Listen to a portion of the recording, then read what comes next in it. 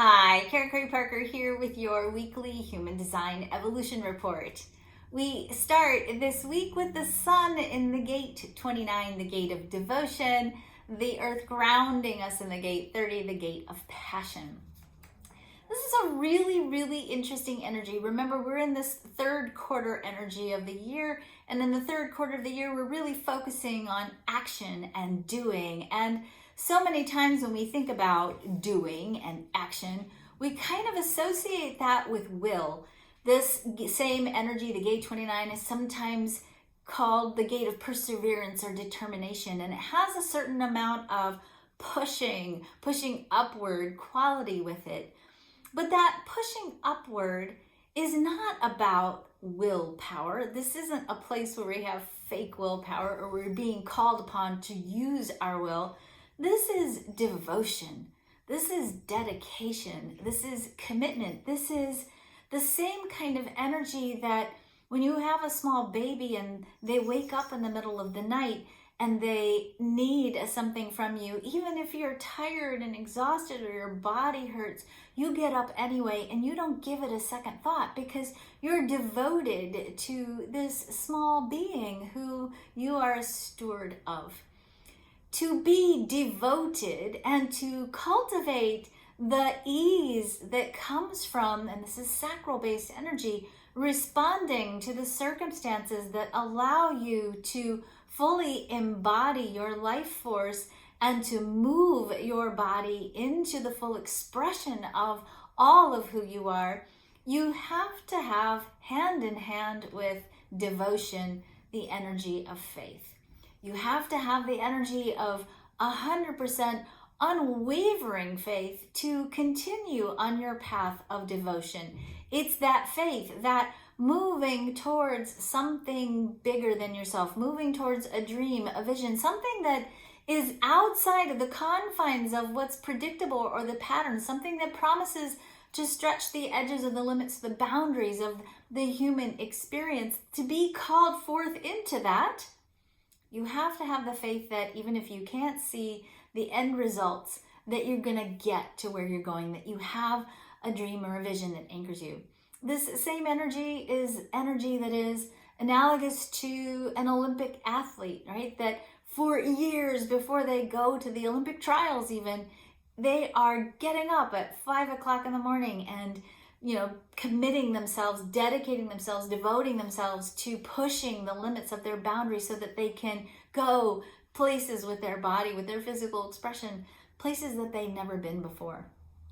We're being invited this week, by the planets. This year would be good too, but this week by the planets to really say, what are we devoted to? Where's that calling within us? And what faith do we have partnered with that calling that's big enough to call us forward? I've been talking about this a lot in the last couple of weeks, and this energy promises to give us the work energy, the dedication, the capacity to start to do the work to fully manifest whatever it is that we are devoted to.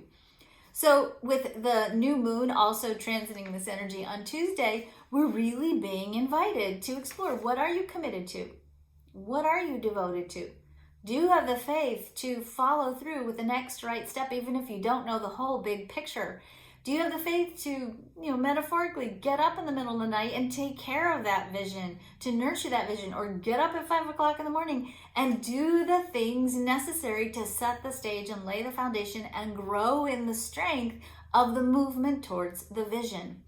The earth in the gate 30 gives us the energy of passion and fire. This is the fire that we can consciously harness by virtue of focusing our imagination and the power of our dreaming. We cultivate this passion that becomes the fire under which we can continue to find the energy to move forward. Passion grounds us. The passion that we have for wherever we are headed gives us the ability to deepen ourselves, root ourselves into the next right step, the next fulfillment of our devotional path. But here's a red flag on the play. Both of these gates, the 29 and the 30, are markers that I look for when I'm looking at where's burnout lie in the chart. I find that these two gates oftentimes correlate with burnout, and that burnout comes from a lot of different places. So let's explore burnout for a minute, because certainly while we're in the midst of this week, and certainly while we're in the midst of this year, definitely this year, the need for self-sustenance, for nourishment, for self-care, for restoration, for making sure that we are creating in alignment with what's really true and right and good is vital in order for us to sustain our energy. If you have committed to something you don't really want to be committed to because you said yes, maybe to prove your lovability or to prove your value, or because it's an old pattern that you were entrained into, and so now you're saying yes to a bunch of things that you really don't want to say yes to, and now because your plate is so full, you're so overcommitted, you can't really say yes to the things you long to say yes to. This is a big source of burnout, I would say, especially for women. If you have failed to commit, failed to find that thing that's big enough to call you forward. And by the way, let me just add here, that thing that calls you forward, it doesn't have to be your job. Okay, I think we really have to give up this do what you love and the money will follow thing. It might be your work, it might be your job, and that's awesome, but it might not be. It might be that your work is this blessed place of sustenance and support that you have, where you can go and do something that's going to give you the resources so that you can then go fulfill your passion elsewhere. Don't think you're failing because your job isn't your passion. You can have a job that makes you money and go do your passion elsewhere, but don't give up on the passion piece, the devotion piece, that other part, because you think, oh, my job's not my passion, I'll never find it. I think a lot of times we burn out because we quit.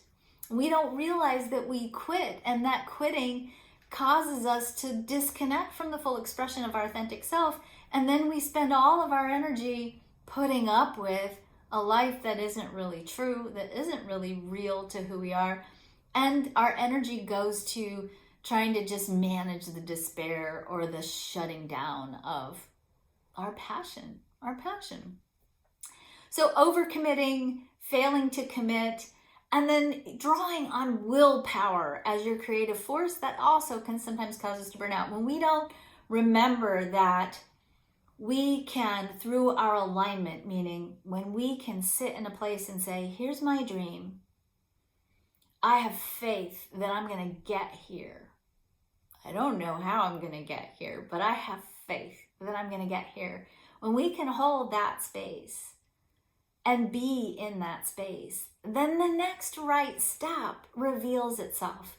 And you might not get all the next right steps, but you'll get the next one that's in front of you to do. And if you just keep taking those steps one step at a time, you're going to get to the fulfillment of that dream. But if you don't have that alignment first, if you're approaching your devotion from a place of panic or a lack of faith, or this idea that you have to kind of gird your loins and get in there and make it happen, you will also run the risk of burning yourself out.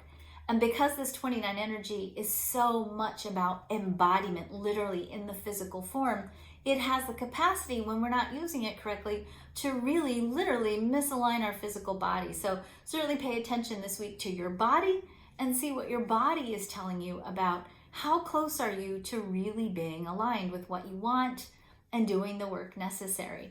When we make the right commitments in conjunction with creating from a place of alignment, when we have a dream that literally gives us butterflies in our stomach, because when we think about it without all the how parts, but when we just think about that dream and the idea of that dream, and we put our energy into thinking about it for a minute, and we explore for just a second without the limitations, the possibility that that could be true for us individually and collectively. When we have that, that's that place of alignment. That's the energy that's going to support you in cultivating that faith. Do this for yourself this week on a personal level. Ask yourself, what are you committed to? Where is your dedication and devotion? What are you wanting to do, or what is going on in your life that's so big, so powerful, so beautiful that you're willing to get up in the middle of the night for it and you won't even complain about it? Where's that? Where's that in your life? And if you don't have that, it's a beautiful week to begin the exploration of, well, what is that? How do you find that? Here's just one other piece. This is collective energy. This isn't about only your personal story. This is about recognizing that your personal story is a component of the bigger story, of the story of humanity. Those places where you, with your own life as the canvas of self-expression, those places where you paint on that canvas, when you live from that place of being willing to explore those things that are bigger than you, that call you forward, and you actually work towards that story, you bring yourself to that place of experience, of that bigger expansion of you, that story gets added to the story of what's possible for everyone else. Think about, again, the Olympic athlete. In the United States, when you go to the Olympics and you win a medal, you get on the Wheaties box, right? Your story becomes part of the cultural lore. And it's a part of the cultural lore that calls other people forward. How many boys and girls look at that Wheaties box and say, I'm going to do that someday. I'm going to do that someday. And I'm going to do it bigger and better. And I'm going to stretch the boundaries. I'm going to stretch those world records. And I'm going to keep moving the edges of the human story possible in bigger, better, stronger ways. Your story matters. The things you create matter. And what you're creating right now isn't only serving to expand what's possible in your own life. It's actually serving to move the edges of what's possible in the human story forward so we can all evolve along with you. So have a great week. Take good care of yourselves. I really mean it. Take really good care of yourselves this week. It's going to be easy to burn out if you're not careful. Remember, align, respond, create in that order. Don't skip a step, and keep dreaming. Like I say every week, keep dreaming. Have a great week.